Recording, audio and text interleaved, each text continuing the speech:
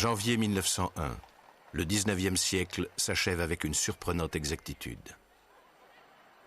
Plus étonnant encore, le destin marque cette heure solennelle en rappelant à lui la plus ancienne souveraine du plus grand empire qu'ait connu l'histoire. Victoria, impératrice des Indes, reine d'Angleterre et maîtresse du quart des terres émergées du globe, meurt après 63 ans de règne.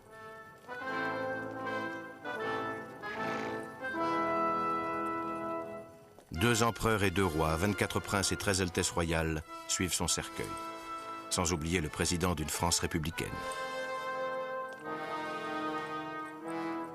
L'Europe triomphante, celle de la révolution industrielle et médicale, celle de l'expansion coloniale et du rayonnement culturel, s'est rassemblée comme pour célébrer la fin d'un siècle de prodigieux essor.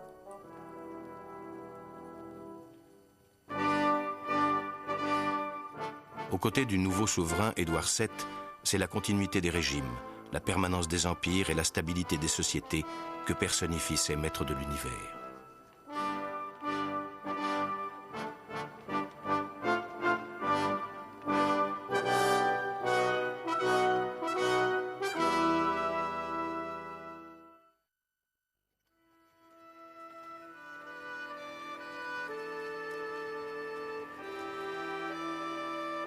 Le monde de 1900, surtout hors d'Europe, ressemble encore beaucoup aux sociétés d'autrefois, organisées autour d'un monde paysan, immobile et silencieux. Presque toute l'humanité vit encore de la terre et à la terre, obéit à des rythmes naturels et selon des méthodes traditionnelles. Et l'horizon quotidien ne dépasse guère les limites du terroir où l'on naît, où l'on se marie, où l'on se retrouve pour battre en commun le blé, où la bataille qu'il faut gagner chaque année est celle du pain. Et la ville reste lointaine pour la plupart des gens qui ignorent l'eau courante, s'éclaire à la lueur des bougies ou des lampes à pétrole. Pourtant, c'est bien la ville, avec ses avenues, ses immeubles et ses monuments, qui incarnent la confiance des Européens dans l'avenir et qui fondent le sentiment de leur supériorité. À Londres ou à New York, le tintamarre permanent des milliers de chevaux traînant les omnibus, les voitures de livraison, les attelages, donne le sentiment d'une agitation et d'une prospérité inouïe. Un nouveau paysage urbain se dessine. On y trouve les ateliers des vieux quartiers à côté de véritables villes nouvelles, fondées sur la métallurgie, l'industrie électrique et déjà l'automobile. Belle époque que se forge. Il y a eu le tramway, l'automobile. Ensuite, on est arrivé à l'astronautique et aux fusées. Mon siècle est vraiment très intéressant. Je suis contente d'avoir vécu ce siècle. Le travail et le succès paraissaient aller de pair en ce temps-là, ce qui n'empêchait pas les gens de croire que chacun avait une place naturelle dans la société. Même les distractions semblaient cloisonnées. Au café-concert du Populo répondaient les réceptions mondaines ou les après-midi aux courses, avec chacune leur rite, leurs vêtements, leur langage. Mais derrière ce décor splendide et rassurant, la réalité est autrement plus rude. La belle époque, c'était pour les riches. Les gens qui pouvaient s'habiller, qui pouvaient bien manger, que tout. Seulement l'ouvrier mangeait la ratatouille à couenne. C'était pas la belle époque pour tout le monde.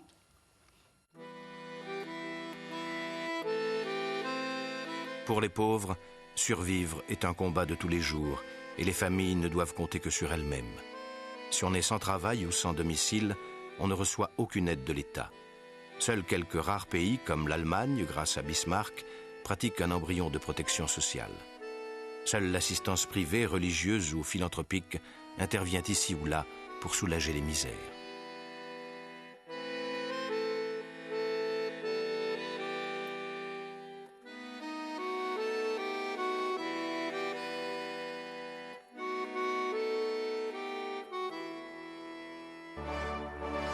En contraste, les expositions universelles sont l'occasion de célébrer la cohésion des grandes nations, leur prospérité et leurs espoirs, en particulier à l'approche du siècle nouveau. En 1900, le monde entier s'est donné rendez-vous à Paris. Plus de 50 millions de visiteurs s'y pressent. Ils ont le sentiment de participer à l'histoire du siècle naissant. Et ils ne doutent pas d'un avenir radieux.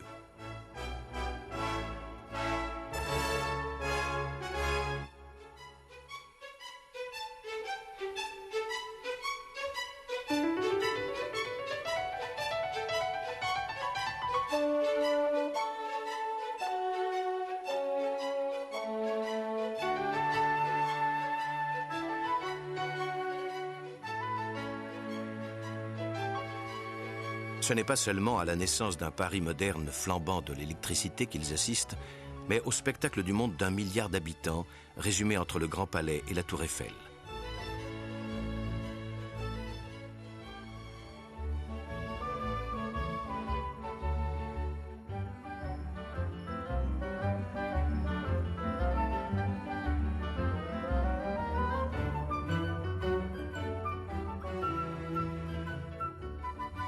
Je me souviens très bien de l'exposition de 1900. J'avais 6 ans. J'ai vu des gens avancer sans marcher. Alors ça m'intriguait, j'ai demandé à ma mère. Et ma mère m'a dit, c'est un trottoir roulant. C'est le premier trottoir roulant qui existe. Alors ça m'intéressait beaucoup et ça m'est resté jusque maintenant. Le trottoir roulant suscite l'enthousiasme. Les visions futuristes d'un Jules Verne semblent se concrétiser. Chacun peut même immortaliser sa visite depuis que 5 ans plus tôt, le Français Louis Lumière a inventé le cinéma. Les monuments n'ont plus seuls le privilège d'incarner la mémoire des générations.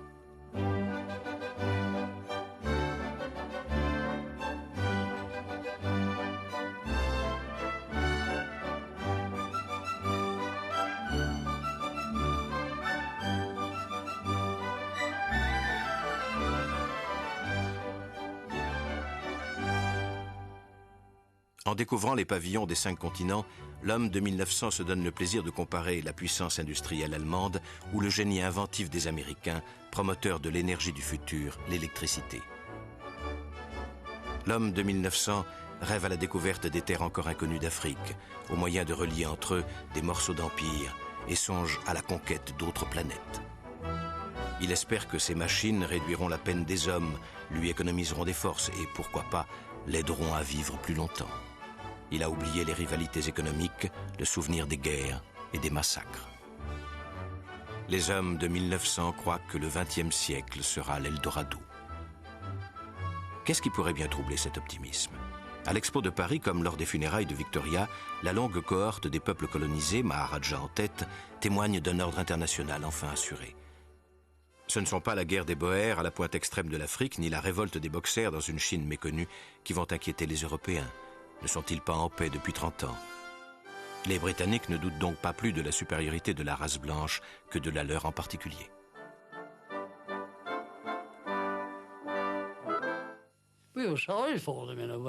En un sens, on était désolé pour eux. Bien sûr, quand on voyait un homme de couleur, on disait « Attention, c'est un négro ». Nous étions de vrais insulaires. Nous étions fiers de cet empire, indéniablement. L'empire sur lequel le soleil ne se couche jamais. L'Inde est bien le joyau de l'Empire, puisque 5000 Britanniques seulement administrent un continent peuplé de 290 millions d'âmes.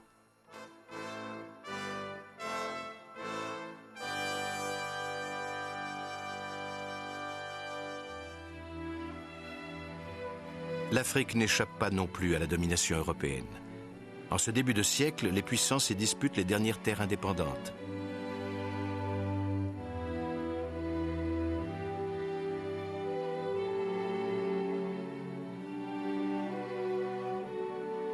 En particulier au Maroc, où en 1912, le général Lyautey entre à Fès, achevant ainsi de constituer pour la France le deuxième empire du monde, vaste de 10 millions de kilomètres carrés et peuplé par 45 millions d'habitants.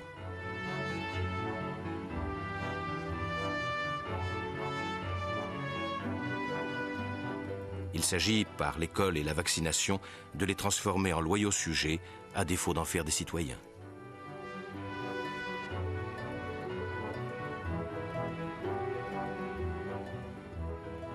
Même la Chine, le plus vieil empire de l'histoire, où vit un quart de la population du globe, se trouve presque colonisée. Son indépendance est fictive depuis qu'en 1900, un corps expéditionnaire international a maté la révolte des Boxers, les mercenaires de l'Empire, signe que les Européens savent oublier leurs dissensions pour se partager le gâteau chinois. En 1911, la dynastie mandchoue est détrônée, victime de son impuissance, et la République est proclamée. Dans le peuple, personne n'était heureux. Quand Sun Yat-sen a déclenché la révolution, la vie est devenue meilleure. L'empereur avait abdiqué, le pays n'était plus à sa botte, tout le monde se réjouissait de la révolution. Les gens étaient enfin libres. En fait, la révolution est confisquée par des généraux et la Chine s'enfonce durablement dans l'anarchie et la guerre civile.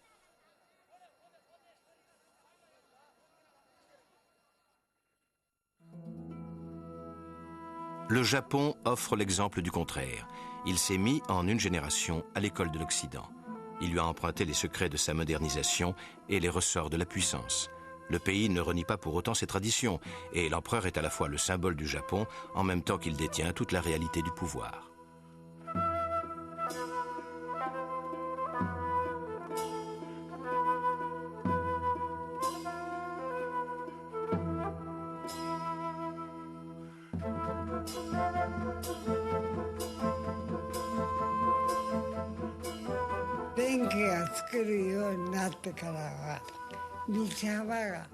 Ils ont élargi les rues. Avec l'éclairage électrique, la ville est devenue plus vivante le soir. Les Japonais copient jusqu'à la mode vestimentaire des Occidentaux, symbole de la modernité plus encore que de la réussite sociale.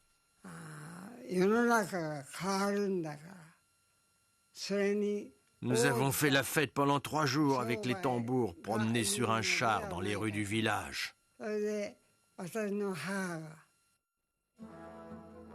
Le Japon est devenu une puissance avec laquelle il faut compter. En 1904, le Japon se sent assez fort pour disputer à la Russie la domination en Extrême-Orient. À la surprise générale, sa flotte moderne envoie par le fond les navires russes à Tsushima. Pour la première fois, un peuple de couleur triomphe d'une nation européenne. La leçon ne sera pas oubliée.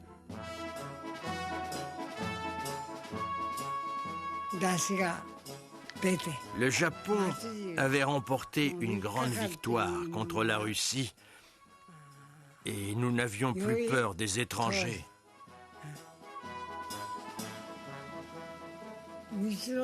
Nous croyions que le Japon était protégé par Dieu et qu'à l'avenir, nous ne perdrions plus jamais aucune guerre.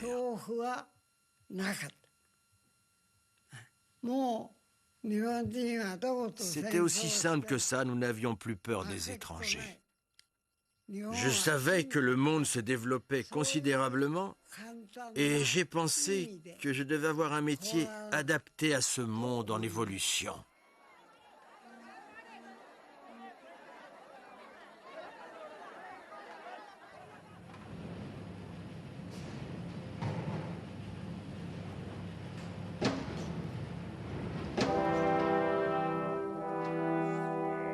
Pour avoir ignoré cette montée en puissance, les Russes sont les premiers à en payer le prix, malgré leurs 90 millions d'habitants. Dans une Europe libérale, l'Empire russe représente le dernier bastion de l'ordre ancien, peuplé en très grande majorité de paysans qui n'ont été affranchis du servage qu'à la génération précédente.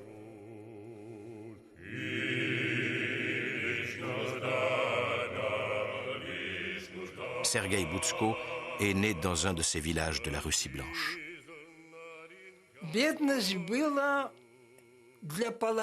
La moitié de la population était pauvre, terriblement pauvre. Le propriétaire foncier, le maître de notre district, vivait à Varsovie. Il y faisait la fête, d'après ce qu'on dit.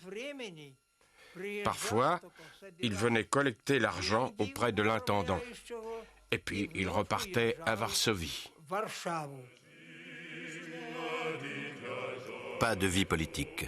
Tout le pouvoir est entre les mains d'un tsar qui proclame « Que nul ne l'ignore, je maintiendrai sans défaillance les principes de l'autocratie ». Au service d'une dynastie dont on s'apprête à célébrer le tricentenaire, il y a une bureaucratie centralisée, une armée fidèle et le soutien de l'Église orthodoxe.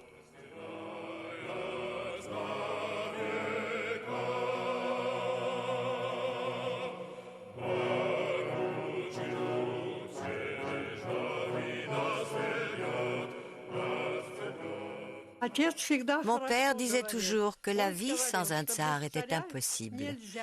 Peu importaient les difficultés des travailleurs, il fallait un tsar.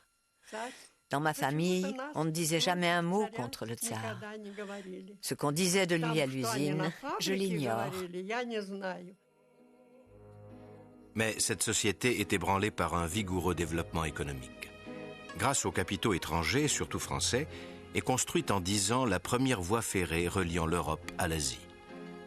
Le transsibérien, tracé au prix de la sueur et souvent du sang de milliers de travailleurs, pas toujours volontaires, ouvre le front pionnier comparable au Far West. Dans les usines, on ne parle pas de progrès, mais de la misère et des cadences de travail éreintantes. À la résignation succède peu à peu la revendication. Max Kleinman en est le témoin. Les gens étaient mécontents. Dans les meetings, ils criaient « À bas l'autocratie !» Ils voyaient dans le tsar le symbole du régime autocratique qui tenait la Russie dans une poigne de fer, avec à côté le peuple qui se battait pour survivre. En 1905, en pleine guerre contre le Japon, les ouvriers adressent une pétition au tsar. On nous réduit à la mendicité, on nous écrase, on ne nous écoute pas. En guise de réponse, l'armée ouvre le feu sur les manifestants. Une vague de grève déferle sur la Russie et l'exigence d'une réforme politique prend de l'ampleur. De petits groupes de révolutionnaires y voient une occasion de renverser le tsarisme et n'hésitent pas à s'insurger. Alexandre Briansky est du nombre.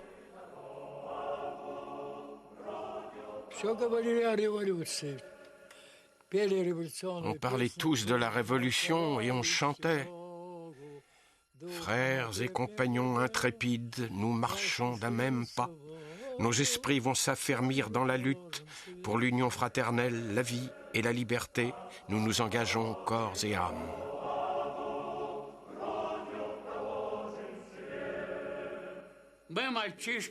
Nous, les jeunes, on allait sur les barricades.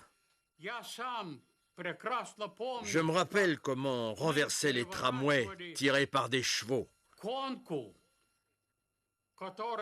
Nous avions fait basculer le tram qui traversait la place Astrojna.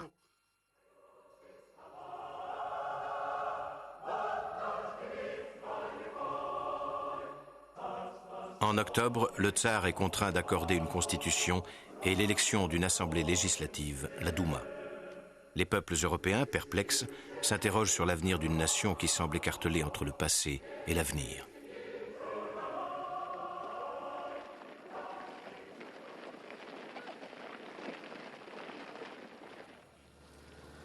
Les États-Unis fascinent autant que la Russie, mais pour d'autres raisons. Leur dynamisme, un capitalisme qui ne connaît pas de barrières, la modernité des méthodes industrielles et l'étonnante prospérité de ses citoyens, de tous les citoyens, du moins à première vue. Du métro aérien aux chemins de fer transcontinentaux, dans leur progression vers l'ouest, les Américains ont désormais la maîtrise de tout leur territoire, vaste comme un continent.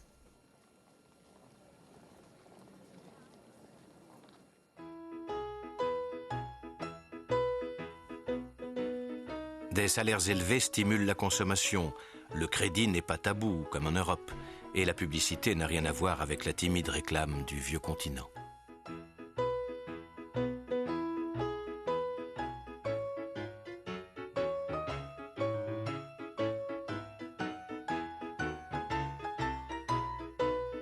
Dans la recherche du confort, les maisons que se construisent les Américains n'ont plus rien à envier à l'excellence anglaise. En 1900, mon père construisait une maison. Le gaz et l'électricité commençaient à être utilisés très largement. Il a donc demandé au maître d'œuvre ce qu'il devrait faire installer, le gaz ou l'électricité. On lui a répondu, le gaz sans hésitation, l'électricité c'est une mode, ça ne durera pas. Alors on a eu le gaz. L'électricité s'installe dans la vie quotidienne des Américains quand elle reste un luxe partout ailleurs. On s'en sert même pour lancer de nouvelles attractions, comme dans le parc de Coney Island, à portée de voiture de New York. Pour des millions d'Américains de fraîche date, les lumières de la ville restent les inaccessibles signaux d'un monde pourtant déjà meilleur.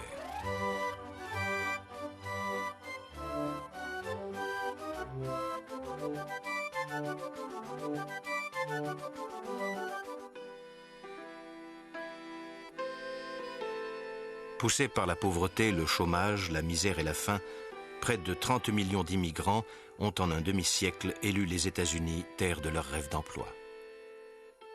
Ces fils de paysans à qui l'on n'offre ni terre ni travail quittent des campagnes surpeuplées et partent pour les États-Unis avec leur seule richesse, leurs bras.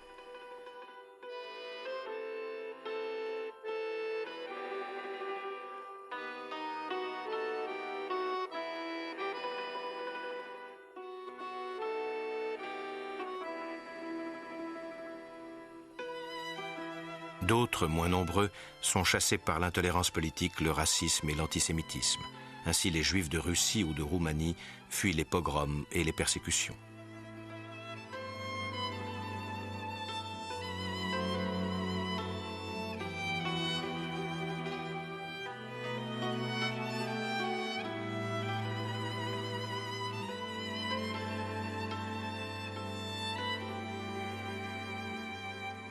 Choix courageux et coûteux car certaines familles ne peuvent payer le passage à tout le monde.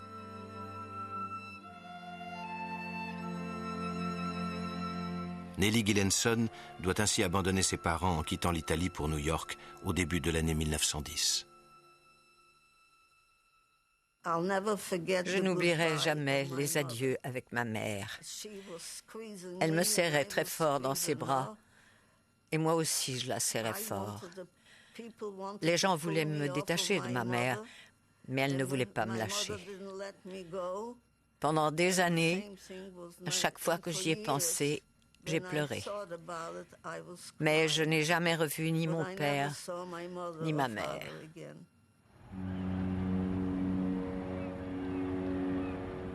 Des nations européennes les plus déshéritées, l'Irlande, l'Italie, les Balkans, les laissés pour compte de la prospérité, partent tenter leur chance outre-Atlantique.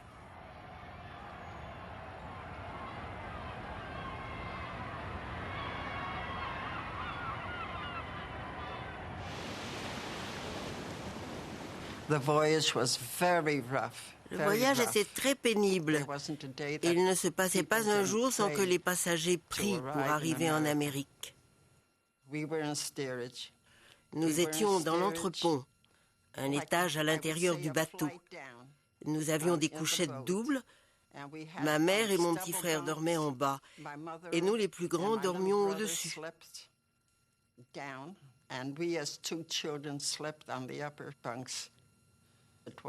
C'était bondé. Il y avait beaucoup de gens malades, surtout les personnes âgées.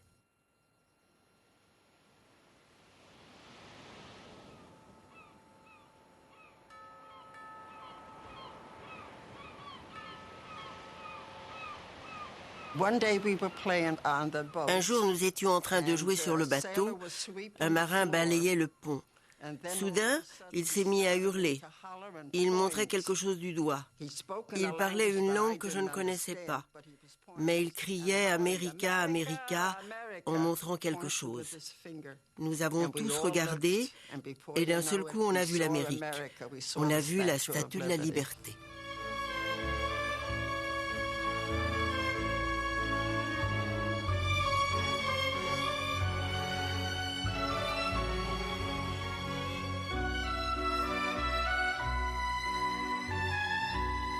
Tout le monde criait et chantait. C'était le bonheur.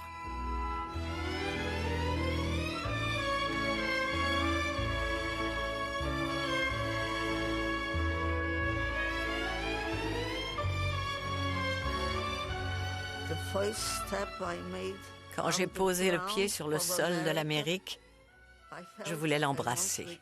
J'ai dit « Dieu bénisse l'Amérique ».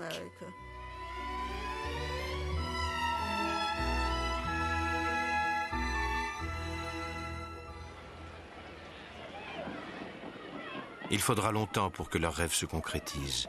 Mais ils ont beau se trouver cantonnés au ghetto de Lower East Side, travailler 60 heures par semaine dans les ateliers des grandes métropoles et, pour de longues années, connaître de Chicago ou de New York les arrière-cours plutôt que les gratte-ciel, ce voyage reste une libération.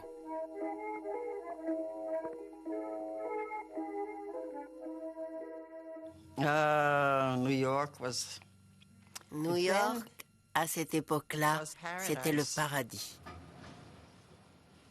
Signe de ces temps meilleurs, les représentations de cinématographes où se trouvent rassemblés immigrants de la veille et américains de souche, communiant dans le même plaisir de ces scènes de la vie quotidienne, tournées en ridicule par le génie d'un Max Linder.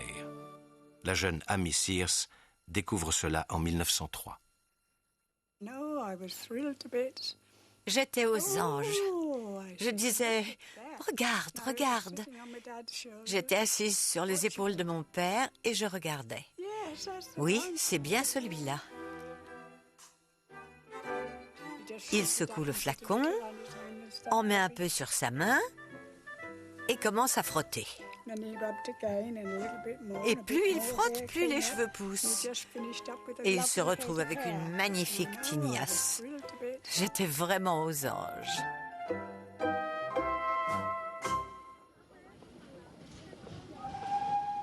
En Europe aussi, l'existence ne se réduit plus au travail pour la survie. Anglais et Français découvrent les loisirs. Ce temps n'est pas si vide, mais rempli par le plaisir. Enfin, j'ai le souvenir de ce train-là parce que j'avais quand même en 1905, j'avais 9 ans. Donc je me souviens, oh, c'est tout à fait ça.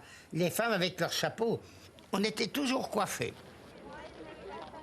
Alors ça descendait sur les quais, ça bavardait, etc. Et c'était prêt à rejoindre toujours rapidement, de rejoindre rapidement la plage. Voilà. Et l'essentiel, c'était d'aller à la mer.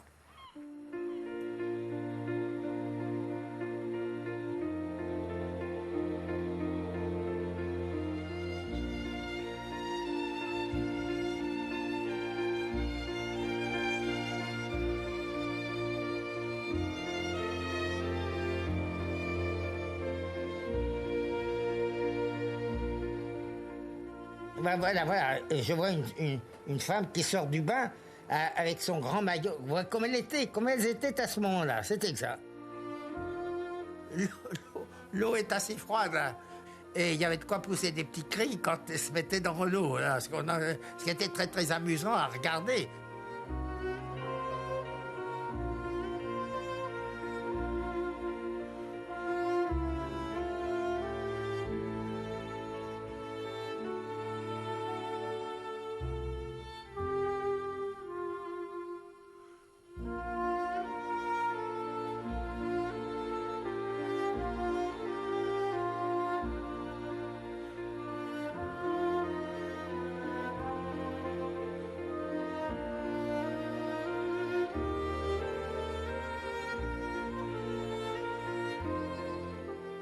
Même les exploits de la technique deviennent matière à distraction. Plus encore que l'automobile, la conquête de l'air fascine les foules. À l'été 1909, Jeanne Plouvin est un témoin privilégié de l'exploit de l'aviateur Louis Blériot qui franchit la Manche. C'était un événement. Hein. Quand nous avons su que Blériot allait partir, tous les enfants du quartier, tout le monde, les grands, les petits, tout le monde s'est rassemblé dans une plaine. On avait coupé les blés, et alors on était là dans les champs de blé, mais derrière les cuves à pétrole. Parce qu'on n'avait pas eu le droit d'approcher. Hein. Ah non, mais écoutez, ça aurait été trop dangereux. Farman et Breguet avaient donné l'exemple, mais traverser la Manche, c'était dominer les contraintes de la géographie au risque de sa vie.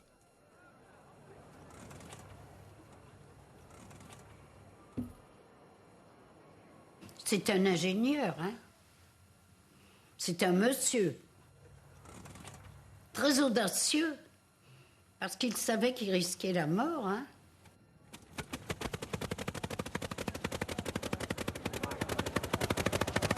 On a entendu le bruissement du moteur. Il a roulé un petit peu, il a monté tout doucement, puis il a parti droit. Tout le monde a applaudi. Et tout le monde a fessé, tout le monde criait. On criait « Bravo, bravo !» Après un départ sans problème, Blériot vole 10 minutes dans la purée de pois avant d'apercevoir la côte anglaise et d'atterrir à Douvres, comme s'il avait franchi le plus redoutable des océans.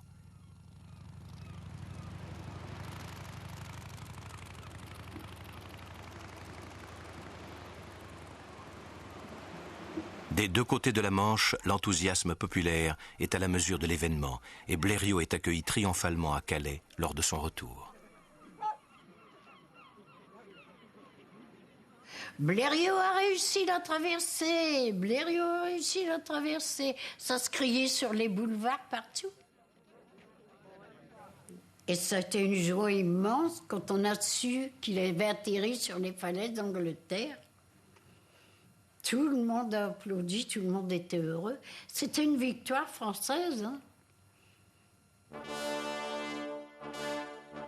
Chaque avancée de la science contribue autant à exalter l'optimisme général en faveur du progrès que l'amour-propre national.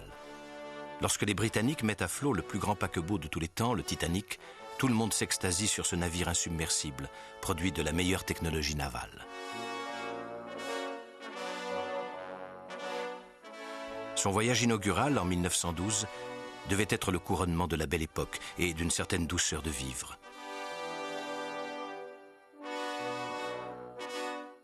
Le naufrage du Titanic, après avoir heurté un iceberg au large de Terre-Neuve, allait faire ressurgir les peurs ancestrales de la course au progrès.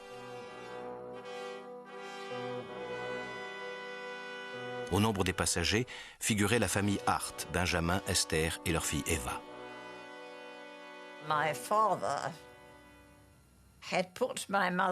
Mon père nous a mises, ma mère et moi, dans un bateau de sauvetage. Il m'a dit « Sois gentille et tiens bien la main de ta maman ». Et j'étais sûre qu'il allait suivre.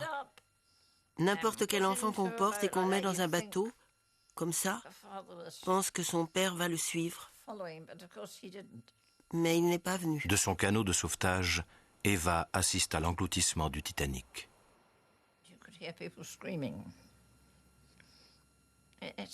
On entendait les gens hurler. C'est un son affreux. Peu de temps après, je me souviens, j'ai parlé à ma mère des cris, des gens qui hurlaient. Et je m'en souviendrai toujours, elle m'a dit « Oui, mais te souviens-tu du silence qui a suivi ?» Et je m'en souviens. Ce silence m'a beaucoup frappé. Je me souviens, il y avait l'univers, la nuit étoilée, et ces gens qui hurlaient, qui se noyaient. Ça, c'était le pire. Et puis, ce silence, indescriptible.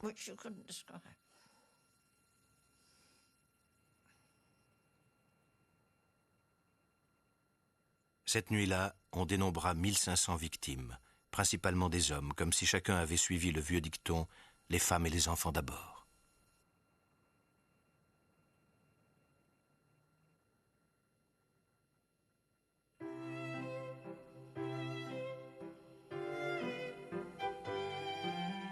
Dans l'imaginaire du temps, la femme est généralement cantonnée au foyer ou à la frivolité mondaine.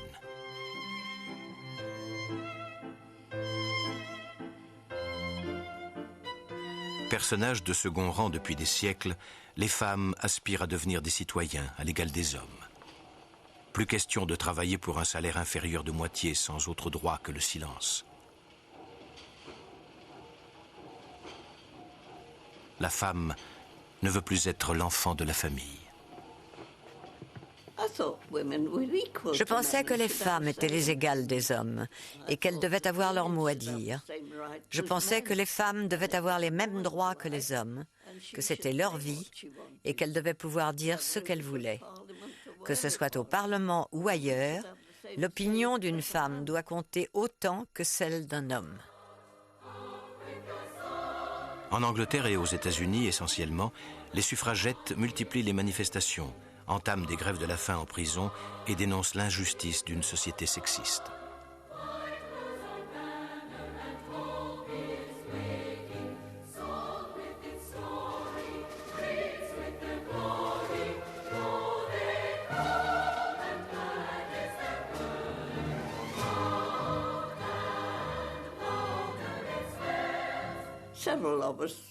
Avec quelques autres qui voulaient le droit de vote pour les femmes, nous nous retrouvions sur la place du marché et on faisait des discours. À l'époque, si on faisait trop de tapage, la police arrivait et nous dispersait. Mais ça ne nous empêchait pas de dire ce qu'on pensait. Par des démonstrations de plus en plus spectaculaires, elles visent à s'attirer la sympathie d'une opinion qui se dérobe.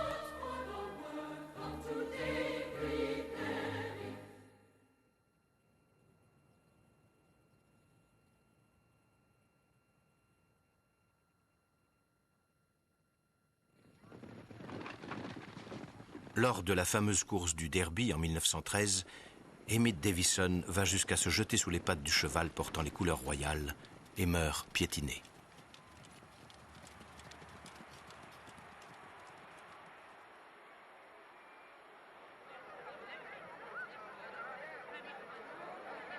La revendication féministe traduit une aspiration générale à la démocratisation de la politique comme des mœurs. Même les enfants acquièrent une dignité propre. On veut à la fois les protéger et les éduquer.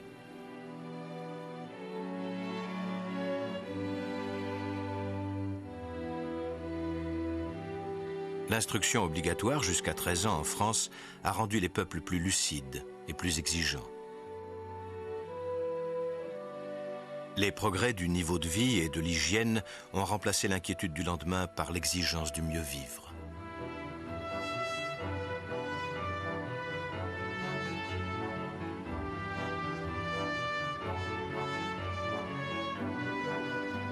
La presse, par ses photos et les nouvelles venues du monde entier par téléphone ou par télégraphe, contribue elle aussi à cette extension de l'horizon culturel.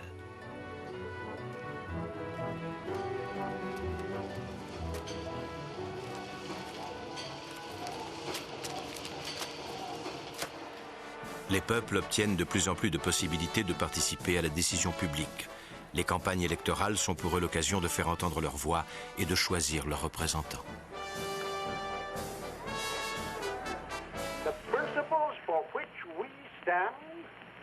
Are the principles of fair play and a square deal for every man and every woman in the United States. Les candidats savent mettre les techniques les plus modernes, la presse à grand tirage ou le chemin de fer, au service de leurs ambitions ou du programme de leur parti. La politique, ça comptait beaucoup.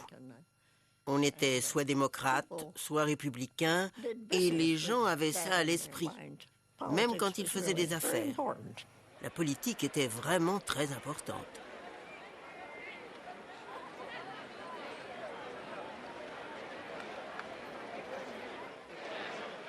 Conséquence logique de cette effervescence intellectuelle et de la croissance des effectifs ouvriers, le mouvement syndical recrute des troupes considérables. 7 millions de personnes, dont la moitié pour l'Allemagne et l'Angleterre, mais aussi 150 000 en Belgique et même 70 000 en Suisse. Leurs mots d'ordre sont simples, moins d'heures de travail, mieux payées. Ils trouvent le relais de partis politiques, radicaux ou socialistes, qui font de la défense et de la protection des travailleurs un de leurs slogans.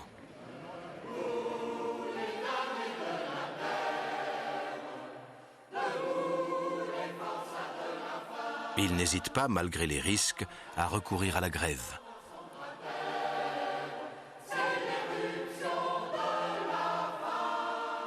Celle-ci tourne souvent à l'épreuve de force, ce qui conduit parfois les gouvernements, comme en France, à réquisitionner les cheminots.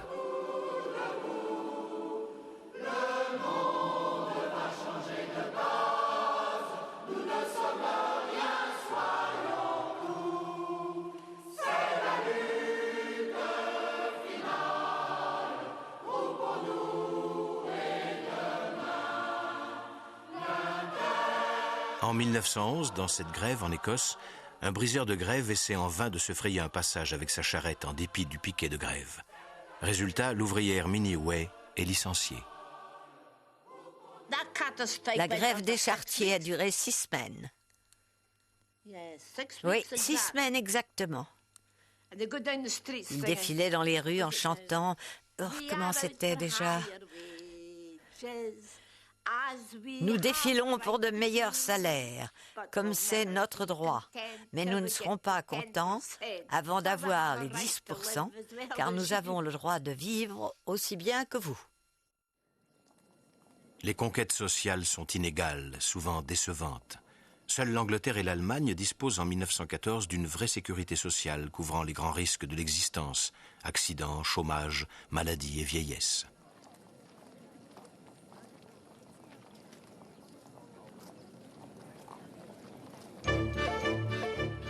Cette internationale ouvrière est profondément pacifiste. Elle ne peut s'accommoder des bouffées de nationalisme qui saisissent l'Europe. Après la crise marocaine de 1905, les empires centraux, Autriche, Hongrie et Allemagne, n'hésitent plus à multiplier les démonstrations de leur puissance. Au Moyen-Orient et dans les Balkans, ils pratiquent une stratégie de crise afin d'étendre leur influence tout autour de la Méditerranée. En réponse, Russes et Français favorisent des coalitions locales. On s'affronte par États interposés. La guerre est redevenue un mot jeune, paré des séductions de l'instinct belliqueux des hommes. Les Allemands étaient nos ennemis. On sentait le danger de guerre avec l'Allemagne, que l'Allemagne elle-même entretenait une armée puissante et qu'elle se préparait à faire la guerre. Et à faire la guerre d'abord contre nous, contre la France.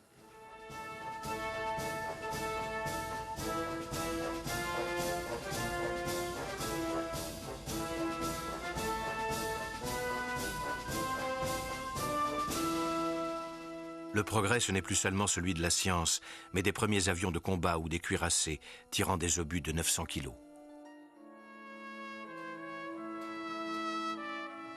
La course aux armements est déclenchée. C'est à qui mobilisera le plus d'armes et d'effectifs.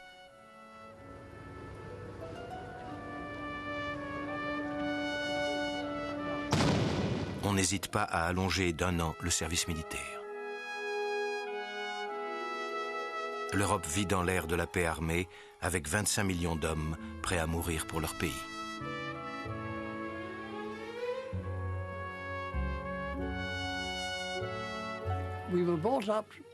On nous avait appris à écrire devoir avec un D majuscule. Et notre devoir était de servir Dieu et la patrie.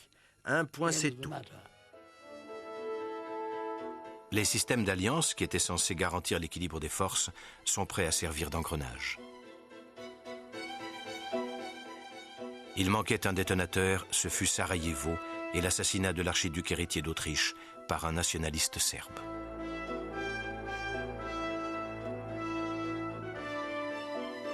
L'ultimatum autrichien est rédigé dans des termes soigneusement inacceptables, même si, un mois durant, on ne croit pas à la guerre.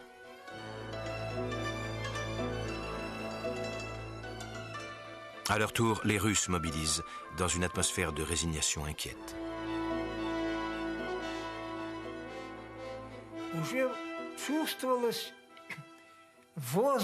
On ressentait une grande tension, l'imminence d'une guerre. J'ai demandé à un camarade, « Est-ce que tu souhaites que cette guerre éclate ?» Il m'a répondu « Oui ». Je lui ai dit « Moi aussi ». Nous ne comprenions pas ce qui allait nous arriver. Enfin, Paris voit fleurir les affiches de la mobilisation générale le 2 août. Les Français, comme les autres, sont convaincus de leur bon droit. Ils partent, sinon joyeux, du moins résolus et optimistes, pour conjurer définitivement la menace allemande.